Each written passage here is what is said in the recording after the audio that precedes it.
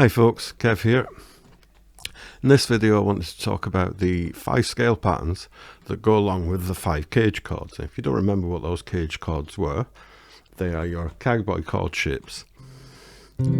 C, A, G, E and D. Now each of those chords is made up of a root, third and fifth, the root being the lowest note of the chord shape, because these all start with their root position. So a C chord, the first note of our C chord is the A string on that 3rd fret, because we don't play the E string when we play a C chord. So that's a root note there. In our A chord, our root note is on the open A string. Again, we don't play the low E string when we play an A chord. That's an A. The G chord, play all 6 strings in that one. Your root note's here on the 3rd fret of the E string. That's a G. E chord, again, another full 6 string chord. Root note being the open E string. And D has a root note here on the open D string, which is the lowest chord, lowest string we're supposed to play when we play that chord. So all those chords are based on a root 3-5 triad, but some of those notes will appear more than once. But there aren't any different notes in there, they're just the same ones that are repeated higher or lower. So in our C chord, for instance, for a root, the D string 2nd fret is an E, that's the 3rd. G string, open G string, is our 5th. 1st fret on our B string is a C, so that's another root. And the high E string open is another E, so that's another 3rd. So in that chord we have root 3, 5, root 3. And they all work in similar ways. The A chord, for instance, a root on the open A string, a 5th on the E note, which is the 2nd fret on the D string, another root on the G string, 2nd fret, so that's another A.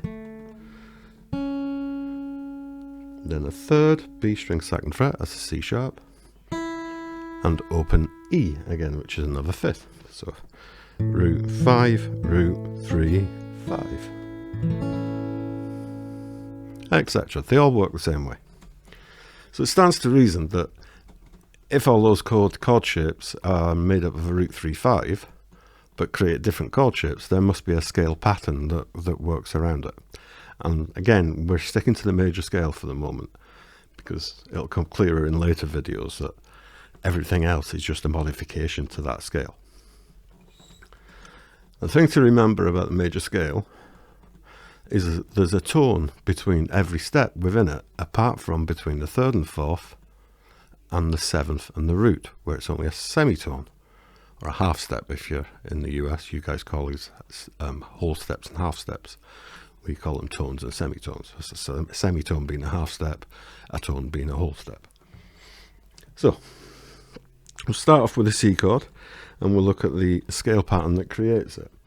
Now, because our lowest note that we can reach on the guitar is an E, we're not going to start on the root to get this chord. We're going to start actually on the 3rd.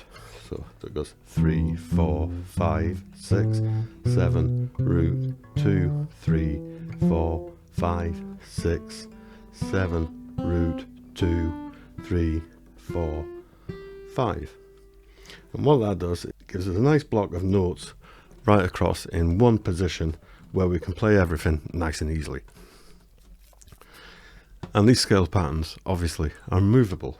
So that C-shaped pattern, once you move it, covers 4 frets. If I move it up here to start on the 5th fret, so I'll go 3, 4, 5, 6, 7, root 2, 3, 4, 5, 6, 7, root 2, 3, 4, 5.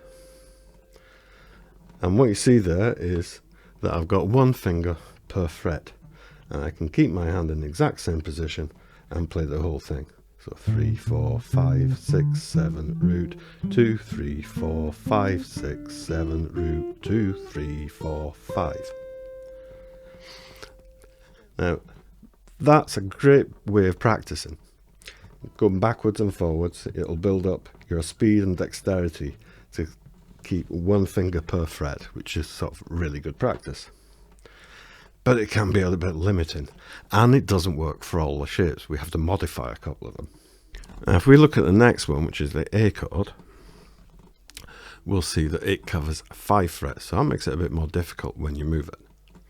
So let's have a look at that one. So that's going to start on the 5th scale degree of the lowest of the open string. So 5, 6, 7, root 2, 3, 4, 5, 6, 7, root 2, 3, 4, 5, 6, 7. So you can see when we move that, we're going to end up going over 5 frets. We've only got 4 fingers. Most of us only have 4 fingers.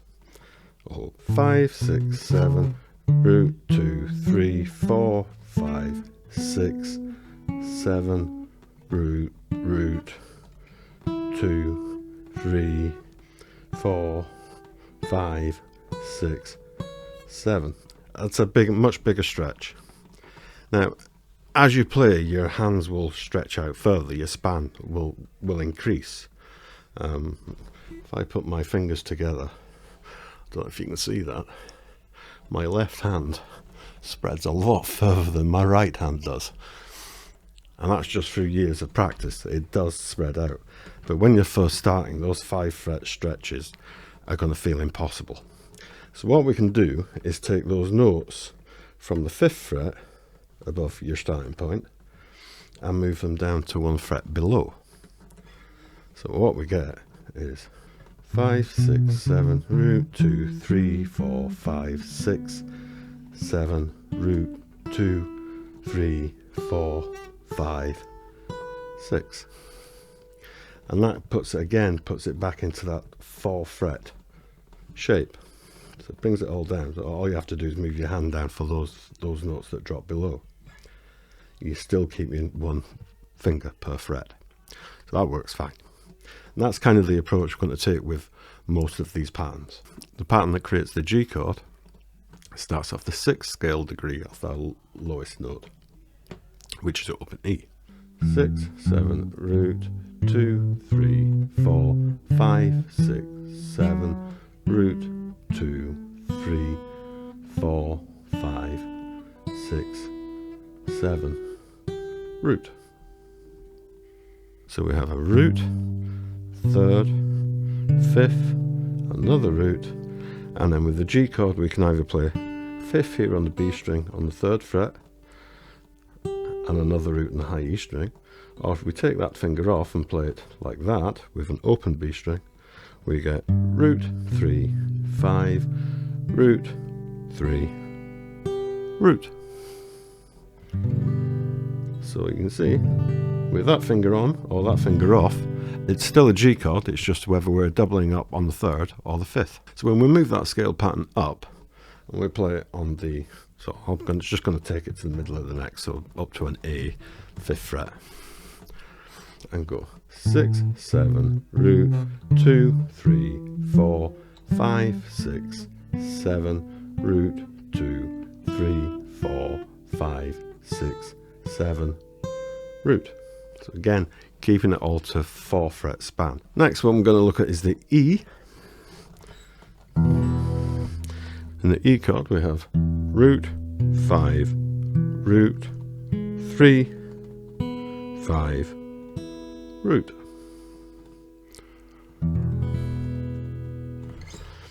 So it's a scale pattern for that one. Root 2, 3, 4, 5, 6, 7, root 2, 3, 4, 5, 6, 7, root. Again, when we move that, we're going to drop those because it's going to end up with a 5 fret stretch because we don't have the open strings to play with. So we're going to move those notes that appeared up here on the 4th fret.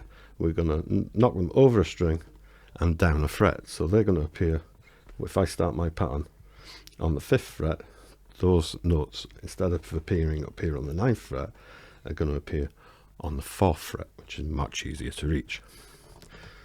root 2, 3, 4, 5, 6, 7, root 2, 3, 4, 5, 6, 7, root.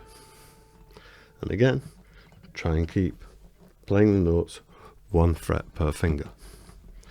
Keep your pattern nice and easy. The more you practice these, again, as I say, it'll help you build up dexterity and speed. And the last one is the D chord.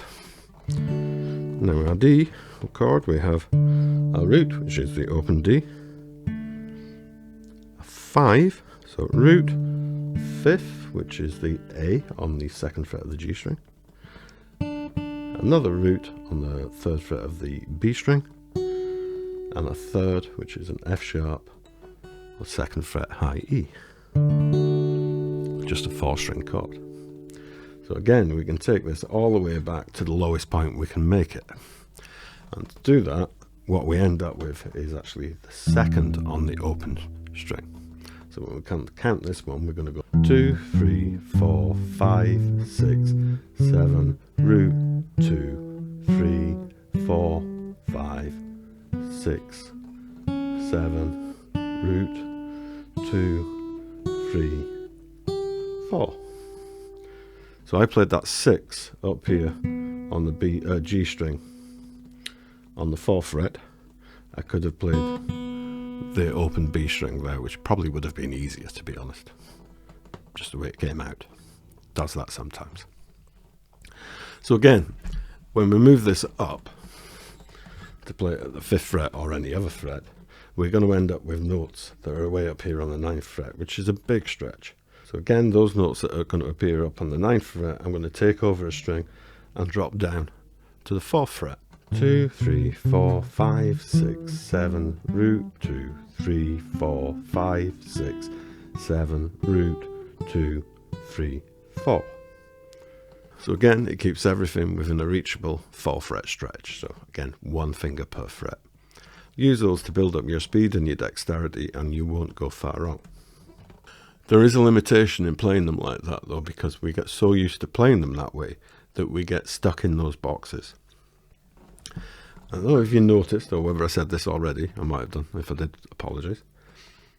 But when you play the major scale, there's a tone between every note, apart from between the 3rd and the 4th, and the 7th and the root.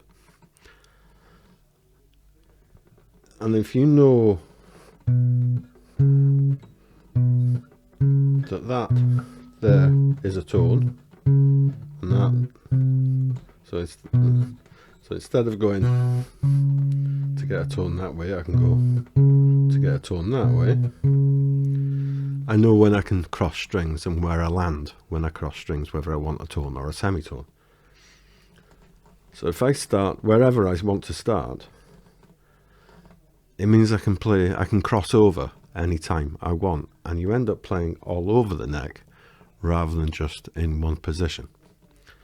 So if I start with probably the easiest one, which starts with a root. We'll start with the open E string. So we'll go the E-shaped one we're going to do. But instead of playing a box across, I'm going to play diagonally up. Root 2, 3, 4, 5, 6, 7, root 2, 3, 4, 5, 6, 7, root 2, 3, 4, 5, 6, 7, root. You decide where to change strings yourself. You can end up playing from one part of the neck to any other part of the neck without any issues. I find it a lot less constrained and a lot freer way to play, because you can change over whenever you want. So root 2, 3, 4, 5, 6, 7, root 2, 3, 4, 5, 6, 7, root. And I can end up in the middle of the neck, or I could take it right up to the 12th fret, go right up to the top of the neck. You know, wherever you change, you can just chop and change and navigate between those boxes to get to the position that you want. And of course, those scale patterns all fit together in the same way as the caged system did. So one root note to another root note. So each chord has a root. I'm not going to take it all through again. You can go back and watch that first video and it'll explain all that to you. For the chords, well, if it works for the chords, it works for the scales as well. So anyway, I hope that helps you folks. Cheers for watching. Bye bye.